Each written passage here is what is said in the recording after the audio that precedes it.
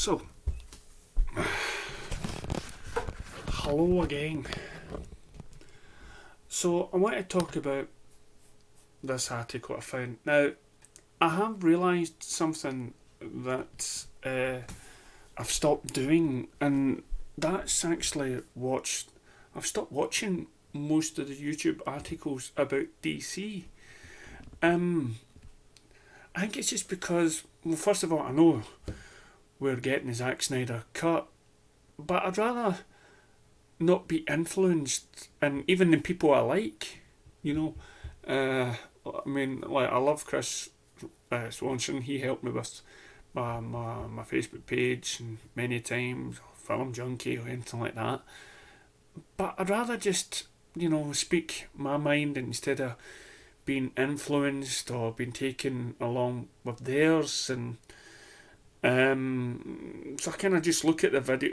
I look at YouTube and I see all these posts to all the stuff that I subscribe to, and it's like most of them.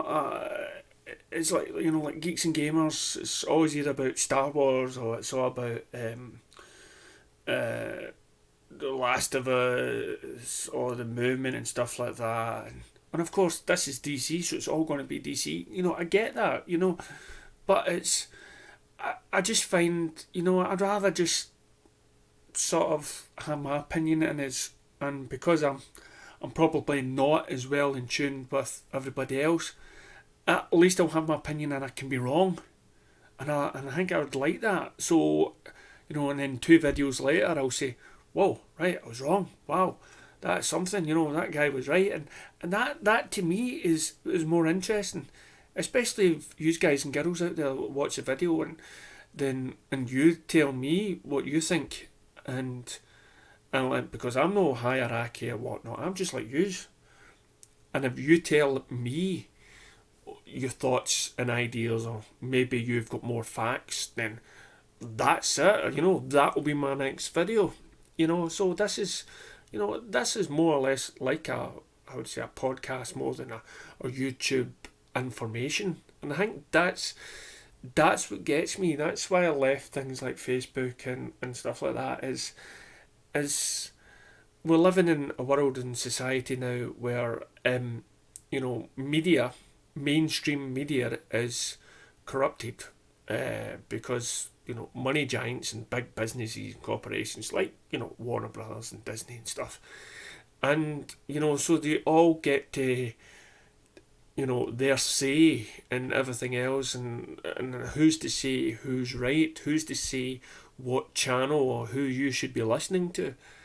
So I like to be wrong, I like to be right, and especially if I'm wrong and it turns out to be better, that's brilliant.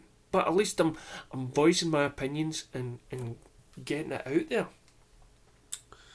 So, as I say, I came across this article a few days. As I say, I'm not doing anything live because these are articles that are probably well covered by the mainstream media anyway, the main big YouTubers, and I just like to put my wee 3 cents in. So this is by Mark Hughes. HBO, and Mark Hughes is a director that has, well, not a director, sorry, a journalist that has kind of backed the Zack Snyder movement and his films in the past. I talked to him one time using his posts on my Facebook page. He can be a wee bit temperamental, he can be a wee bit thingy, but he's still enough decent guy. So anyway, Warner Brothers continues to explore many options for adapting their DC Comics properties to screens both big and small. The launch of HBO Max has expanded the realm of what's possible and opened up additional tempting options, as the announcement of Zack Snyder's Justice League makes it clear. It also highlights the fast one of the best, most obvious and financial attractive options is for HBO Max to build a new animated DCEU miniseries and streaming shows based within the DC cinematic world built around Zack Snyder's vision, aka the Snyderverse. Let's get some things out of the way first. I'm talking about animation, not live action, because the realm of live action is obviously costs a lot more to produce and there's much more at stake, and thus far more restrictions and possible obstacles in creating multiple live action sets of the same characters openly and completely different worlds and settings. There are already film incarnations, television incarnations and streaming incarnations of shared multi-character DC worlds. HBO Max is home to most of the iterations already, and adding yet another line of live action shared world versions of the same characters could get messy and expensive. Mind you, I'm not opposed to live action versions. I'll be quite happy as a fan. Since I love the films, I'm simply speaking about what seems more likely, or at least more possible, at this particular point in time. Moreover, animated spin-offs and sequels don't preclude live action content within the same continuity. If the animation is successful enough, then it might be added evidence of the viability of live action. Other things to get out of the way. I keep seeing the rumours and hearing the wishful thinking, but everything I see and hear continues to prove that Ben Affleck is not planning to return to the role of Batman for any new streaming shows or films, that he isn't expressing a desire to do so, and that there have been no discussions about trying to develop such a project. Batman remains a major cinematic franchise and is generally reserved from heading up live action shows on the small screen. If there are no plans, let me stop there just now. First of all, okay, animation, right? There has been, you think of the Star Wars and the Clone Wars and the 5 minute thing that's meant to be the story between episode 2 and Revenge of the Sith. Animation can be done that way to tell the stories in between the films, and they wouldn't. And I could see a great possibility for animations to be done to serve that purpose, to serve things, back characters. Instead of the, like Batman, you'd have an animation story about somebody else in his world that will connect to the next movie he does. Like they're already talking about Robert Pattinson's Gotham TV series, but I'm talking Ben Affleck's Batman and Henry Cavill. You could tell in between stories using animated stories and that leads up, say, to the next Justice League movie. And I think that there's enough things out there for animation that doesn't need to be done in Snyderverse. Although I understand Zack Snyder, he loves animation just as the next guy. He done that Guardians of the Galaxy, the Owl movie, which I quite liked. But for everything that the fandom has went through and the support that it's been given, I think that would be a bit of a slap in the face, personally speaking. If we're campaigning, we got what we were asking for, demanding and stuff like that, which was Zack Snyder's true vision. But not to let him or Ben Affleck, who has already said in the past he came on board because he liked the way that Zack Snyder was going to tell his story about Batman. And he said, there was said in an interview with JusticeCon recently, when they were talking to the author of Release the Snyder Cut, Zack Snyder had said to that author that, this is like Elseworlds. We can, that Zack Snyder's movie is no way connected to the movies that have came out recently. You know, the Aquaman and Shazam, because Zack Snyder already had this sort of world and story planned out that probably wouldn't sync. You know, not sync, but connect to those movies, is because those movies were kind of done in a way the new direction that DC was going to at the time.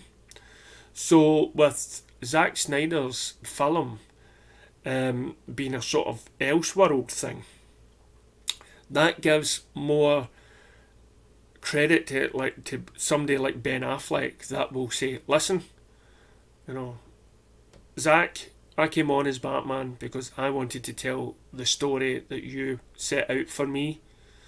You know, the sacrifice and everything else. I'm still on board to do that. Yeah, and that's it, to fill those two films. I mean, he's came about and he's thanked them, and he, as I say, loves being Batman. And I think when this film comes out, and hopefully, as I said, the downside to HBO Max, it's not worldwide, it's not global. If it wants to get more subscribers, get adverts and trailers about the Zack Snyder movie and how different it is globally, and not just set in certain continents in the East. Sorry, West. Getting my geography mixed up there. So, I mean, as I say, yeah, Ben Affleck, he's definitely on board for that. So, if there are no plans if there are no plans or chances any time in the near future to develop live action content apart from the existing feature films projects including Wonder Woman 84, Aquaman 2 and others that continue the franchise spin-offs from Snyder's DC films, then I believe the best option to pursue a Snyderverse is through animated miniseries. He's talking about, I'm sorry, yeah, okay, you've been a supporter, but when Justice League comes out and people subscribe to it and say it becomes something like Games of Thrones, you know, he can probably work in a budget to give us another Justice League cut in that sort of series. It is possible. I've done in that serious way, and at least fans like ourselves will get the story. Ongoing weekly series, of course, also possible, but demands of weekly or regular seasonal production would result in a different type of content. A regular series must meet the demands of weekly or binge equivalent, have a storytelling instead of centering around one adventure told from start to finish. The latter is how I think the Snyderverse works best for many reasons, including its deconstruction approach and its greater similarity in storytelling structure to classic mythology storying, where rather than weekly adventurisms, the heroes' lives were detailed in occasional epic quests. Now that's a load of rubbish. That is bollocks. Including its Zack Snyder is a great storyteller, and he's already said to HBO Max that he could get his film, his original version of his story, and cut it down to 1 hour episodes and end it with a cliffhanger. You know, end it in such a way where you'd be wanting to see the next episode. And you go into Netflix and you watch something like Stranger Things, or there's series out there that sometimes don't come back. You know, has say about 6 episodes, then you don't see it for a whole year. Like Lost in Space was very costly production, and they've done, I think they're finishing on their 3rd year. Hence, Justice League, you know, say 6 episodes, 3 years, it can be done. While it's true that miniseries with hour-long episodes would cost more than a simple regular half-hour series, even a relatively high-budget 1.52 million per episode. A 4 episode miniseries would still cost less than 10 million. That's a reasonable price for the type of content. Warner could release them on VOD first and then exclusive on HBO Max, giving HBO Max subscribers a chance to purchase the miniseries at discounted prices. I suspect a steady diet of this quality of animated miniseries will further normalise animation for mainstream adult audience who typically have a preference for live action production of the adult action drama entertainment. Adult meaning literally 18 plus audience demographic, especially post-college adults, not adult as an R-rated per se. Maybe this is a pipe dream, but I would love to see a future in which mainstream American audience consume a steady diet of animated content in every genre at every level. So any TV streaming series or feature film is considered for not just live action but also animated production. Imagine animated sitcoms, animated hour-long family dramas and prime-time realistic animated action blockbusters, especially for grown-up viewers, and so on for American audience. Yes, there's already loads of fabulous, animated content. Disproving the unfortunate misconception among mainstream American viewers that serious animated stories for adults audiences rare or something only found in international cinema and television, but the fact is the unfortunate misreception does exist and it deserves to be overcome with high quality animation and featuring writing and directing by great talent such as, for example, Lee Sean Thomas, Alexander J. Olivia, Matsumoto, the Wachowskis, and of course Zack Snyder himself. The miniseries could be equivalent to director's cuts of longer than usual theatrical films edited. There's clearly a range of vocal enthusiastic fan base for this particular potential set of content. The recent Snyder Cut movement proved this already, and is precisely why we will be seeing Zack Snyder's Justice League on HBO Max. It also can't hurt having additional high-end content for major branded IP on the streaming service. And this is the content that can be created relatively faster or more safer than live content in the current COVID-19 pandemic. I'll be blunt, everyone can hope and wish for and assume that things are back to normal for live action production soon, but we are long away from resuming work as usual, and another pandemic is likely to be inevitable in the next several years anyway. So in the long run, having a supply of animated streaming content, film, miniseries and regular series is just smart planning for the future. Also suggests that asking Zack Snyder to oversee this content line, fulfilling the storytelling he originally had in mind, as well as additional interesting projects. HBO Max is a good... Listen, I'm not going to read anymore, it's just about finished anyway. I get his point, okay? I understand where he's coming from, that's COVID-19 and everything else. But for me, he doesn't understand the movement. And maybe I'm wrong, maybe I didn't understand the movement. But this movement was to propel people that were mistreated. You know, Ray Fisher, who never got his limelight, on the big screen. It was to highlight Zack Snyder's work. It was to highlight Ben Affleck's Batman and the story he wanted to tell. To put it on animation, for me, is cheapening the whole movement of it. I know there is a DC fandom coming up, and Grace Randolph has said that it's going to be good. Things are going to be revealed and everything else. But I must admit, if something like that is revealed, and say Justice League 2 is going to be animated along with the third one, I would feel I'd feel my heart getting wrenched out severely. I would feel like it's gone to pot. We've got the Snyder Cut. Yeah, we've got that, but I would rather have nothing else after than to be served Justice League cartoon. And as the article does say, we do have content, but over in the UK and probably other countries, most of these movies do not go on TV. I mean, they might end up sometime in the future on Netflix, but very few between. Especially again in the UK, I'm having to sort of bribe people to go and watch an animated movie, especially even teenagers. And I purposely point out that this is a 15 certificate. This is an 18 certificate. You don't normally get that. But people are uninterested.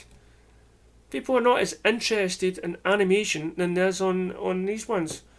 On live action. And I love the animation because I'm a fan. But the general audience don't get it. Okay, they don't get it. General audience out there think, no matter what way you spin it, cartoon, no, not interested. It's the same as I've come across people that as soon as they hear there's something black and white, not interested. What about an animation with the actors doing the voices? Still, no. I would rather wait until this nonsense passes over and then to be given the chance to see, the actors, fulfilling Zack's wish. And as I say, if Lost in Space can do it, so can Zack Snyder. Let us know in the thoughts and feelings down below. And please subscribe, like, dislike, it's up to you. Thanks very much for watching.